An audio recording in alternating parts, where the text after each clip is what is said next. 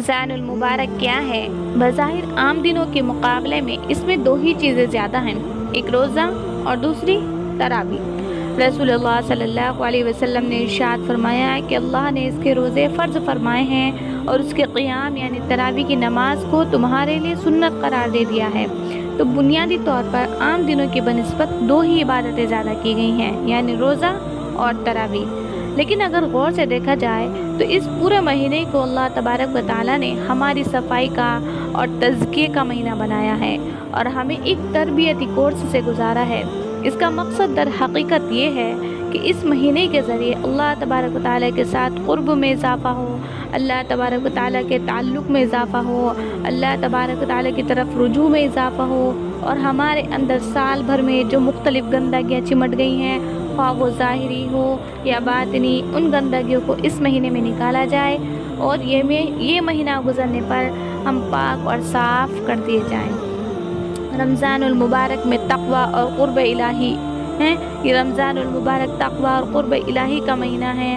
اللہ تبارک و تعالیٰ ہر سال یہ ایک مہینہ بیچتے ہیں کہ کہاں بھٹک رہے ہو، چلو آؤ 11 منتھ دنیا کی محنت نے ہمیں غافل کر دیا، دنیا کی غفلت تمہارے اوپر غالب آ گئی اور آخرت کی فکر مغلوب ہو گئی اور تمہارے شوق، سوچ اور امنگ کا مرکز کوئی اور چیز بن گئی۔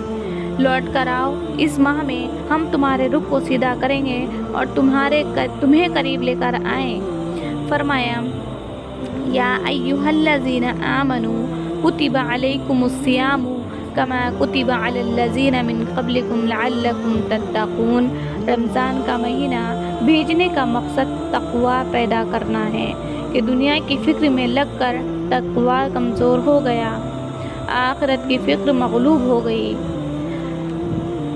ہم تمہیں اس مہینے میں اپنے پاس بلا رہے ہیں، یہ اس مہینے کا مقصود ہے۔ چنانچہ پہلے اپنے نفس کو قابو میں کرنے کی تربیت دی جا رہی ہے۔ 11 منتھ بہت کھا پی لیا، اب ہماری خاطر اس طرح دن گزارو کہ نہ کھاؤ اور نہ پیو۔ اب کھانے پینے کا تقاضا دل میں پیدا ہو رہا ہوگا، لیکن ہماری خاطر تم کھانے پینے کو چھوڑے ہوئے ہو۔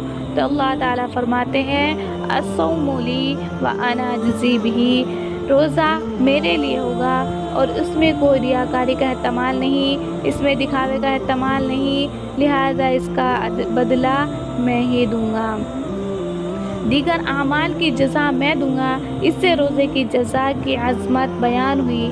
ظاہر ہے کہ جب اللہ تعالیٰ ہی دیں گے تو اپنے قرب کی دولت عطا فرمائیں گے، اپنے سے تعلق کی دولت عطا فرمائیں گے۔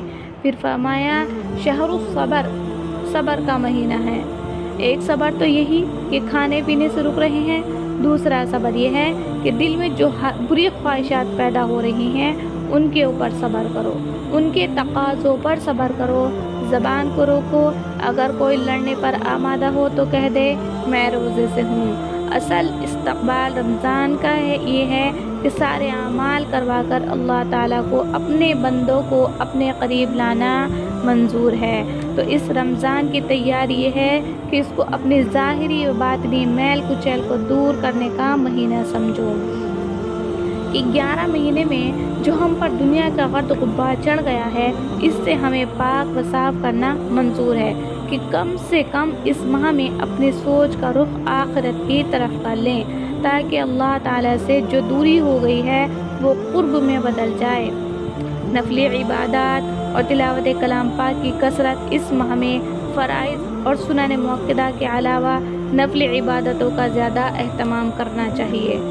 عام دنوں میں تو تہجد، اشراق، چاشت، اوابین کی توفیق نہیں ہوتی ہے، تو ان دنوں میں اہتمام